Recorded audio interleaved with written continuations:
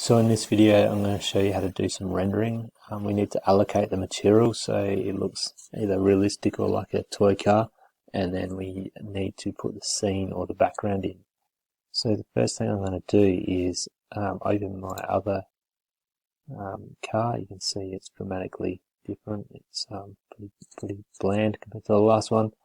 Make sure all the joints are hidden. So if you can't, if you hide the joins here and then you still see some around, you can click on them. Good chance that there might be some hidden back in here. If there are, you need to edit with that pencil. So edit, and then you can turn those ones on or off. And then I can, once they're off, click this finish the edit in place. It'll make sense if you have little sections highlighted that you can't get rid of. So it's nice and plain, blank canvas to start with. We are going to right click on, say, the wheel. So we'll click on the wheel, right click over here, and we're going to go up to appearance. Once the appearance loads, should come up here on a dialog box, we can have a look at some different materials. So let's think about what we want it to look like. Let's say plastic. I think rubber might be a material here somewhere, but let's say textured plastic. We've got black textured plastic. If I drag it across to the component that I want to be black, it should turn that black.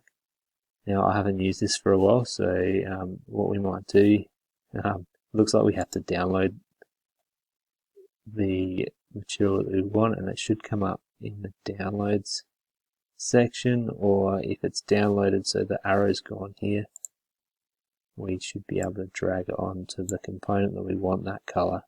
It looks like it's going to work this time. So that's turned that one black.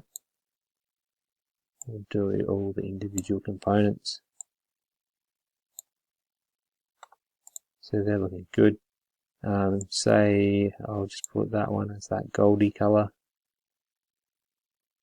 Now it turns the whole component a certain color. If you open the components separately, so right click, you have to OK this, right click, open component, and do it in that section. You can choose surfaces, but keep it fairly simple at this stage. We don't want it to take too long. So that's all I'm going to do for this. You can go through, so you color up all your components. Then what you can do is change this tab from design down to render. Rendering is going to give us some different options. So you can see that appearance wheel is in here too. So you can do a bit more work with your appearance. The other ones here are scene setup. That's all we're going to look at today. So in scene setup, we've got heaps of different settings here. Let's click straight to the environments library. Hopefully you'll see all these. If not, try the menu here. Just toggle it back to Fusion 360 libraries. I only had a lot of plain rooms. You can try them, but hopefully these scenes are downloadable for you. The one I quite like is the courtyard one. So I can't see that one here. Plaza, that one.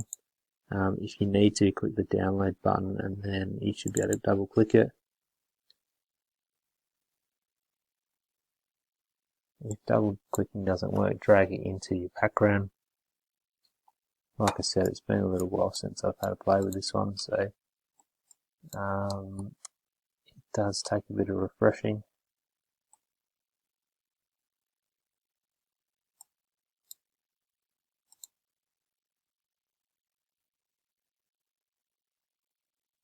I might just try and download another one as well.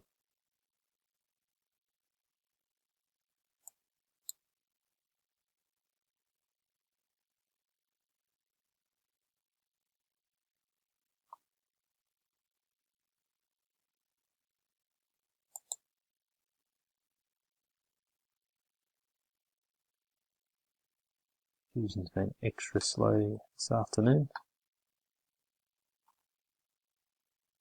So my last one crashed a bit, so I'm going to show you on this one. So hopefully you have a bit more success. I think it's my graphics card's kind of maxed out with this one, but we will.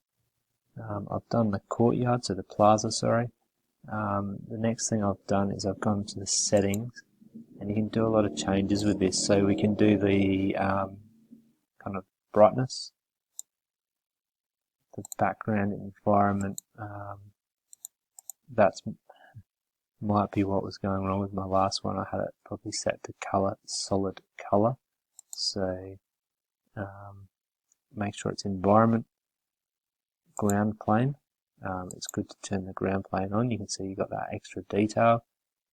Flatten ground. You can see that actually adds extra as well. If you click this move tool, it gives you some extra kind of ability to adjust where the ground sits, which is good. Sometimes the object looks like it's really floating in space. The rotation allows us to put a different background in, so we can orientate it the way we would like to. Ground scale just makes your object look larger or smaller. You need to get it kind of proportionally what looks realistic, and we can close that one up here. Have a bit of a play with the rest. So focal range just makes the scene look bigger or smaller behind the car, and exposure is just like a brightness kind of thing too. So have a look at that, and we can close that. Also, just angle your car nicely. Make sure you do lots of saves during this process, because if you don't save your work, it's very likely to crash, because it takes more processing power to do this kind of rendering. I'm just going to quickly flick back to my other one. Hopefully we can resolve what this is happening now. My computer's working properly. So in this one here where it says solid color, I'm changing it to environment, and I'll put it on that snow. So let's change this one to plaza. Back to settings. I'm going to turn on the flatten ground feature. I'm going to try and make my focal length a little bit deeper. Exposure was fine. Brightness is fine. Let's go to move, and we can rotate it and zoom in and out. Use our view features to drop our point of view.